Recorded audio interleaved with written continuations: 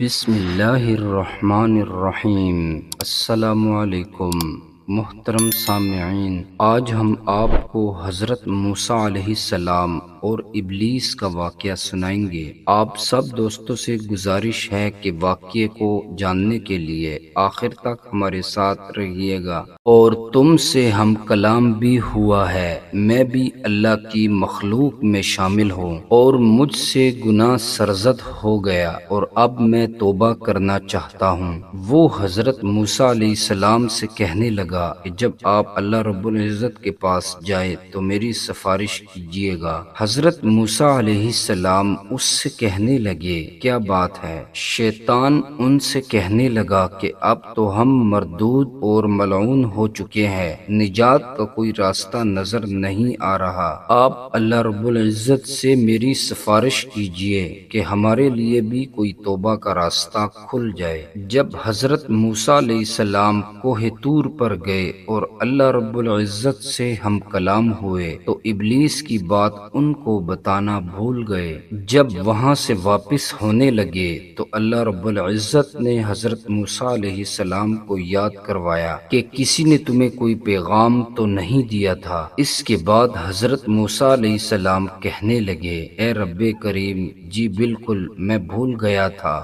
راستے میں مجھے ابلیس ملا تھا جو کہ بہت پریشانی کی حالت میں تھا اور یہ گزارش کر رہا تھا کہ ہمارے لیے بھی کوئی نجات کا راستہ نکل آئے۔ حضرت موسیٰ علیہ السلام فرمانے لگے، اے میرے رب، آپ تو بڑے کریم اور غفور الرحیم ہے، آپ تو سب کو معاف فرما دیتے ہیں، اسے بھی معافی دے دیجئے۔ اللہ رب العزت فرمانے لگے، ہم نے کب کہا کہ توبہ کا دروازہ بند ہے؟ ہم تو اسے معاف کرنے کو تیار ہیں۔ اس سے یہ کہہ دو کہ تیری توبہ قبول ہو جائے گی۔ اس وقت ہم نے تجھ سے کہا تھا کہ حضرت آدم کو سجدہ کرو، اس وقت تو نے ہماری بات نہیں مانی، اب بھی معاملہ آسان ہے، اس کی قبر پہ جا کے سجدہ کر لے، ہم تمہیں معاف کر دیں گے۔ حضرت موسیٰ علیہ السلام فرمانے لگے، یہ تو بہت آسان معاملہ ہے۔ جب وہ یہ پیغام لے کر واپس ہوئے، راستے میں پھر ابلیس سے ملاقات ہوئی تو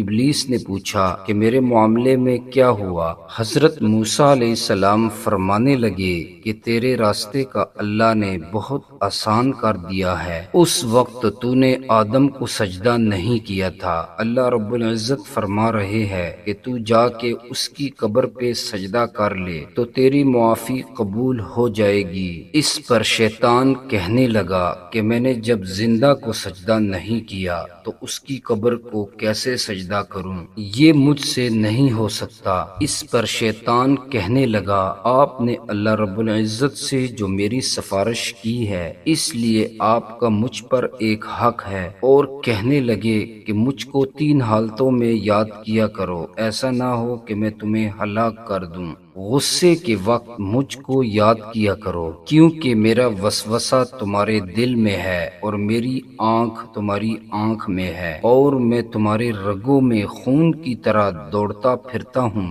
جہاد کی حالت میں میرا خیال کیا کرو، کیونکہ میں اس وقت جانتا ہوں کہ جب وہ کفار سے جہاد کرتا ہے اور اس کے بیوی بچے یاد دلاتا ہوں، یہاں تک کہ جہاد سے بھاگتا ہے۔ تیسرا یہ کہ غیر محرم عورت کے ساتھ تنہائی میں کبھی مت بیٹھنا، کیونکہ جب کوئی شخص کسی غیر محرم عورت کے ساتھ خلوت میں ہوتا ہے، میں بذات خود اس کے ساتھ ہوتا ہوں، میں اس وقت اس کو فتنے میں ڈال دیتا ہوں۔ پیارے دوستو، اللہ سے دعا ہے کہ ہمیں شیطان کے شر اور فتنوں سے محفوظ فرمائے۔ ہمارا واقعہ یہاں پر آج اختتام پذیر کو پہنچا۔ آپ سب دوستوں سے مؤدبانہ گزارش ہے، اس ویڈیو کو لائک اور شیئر کر دیں۔ سانسوں نے وفا کی تو انشاءاللہ نیکسٹ ویڈیو میں آپ سے ضرور ملاقات ہوگی۔ ابھی کے لیے اجازت چاہتا ہوں، اپنا بہت سارا خیال رکھیے گا۔ فی امان اللہ۔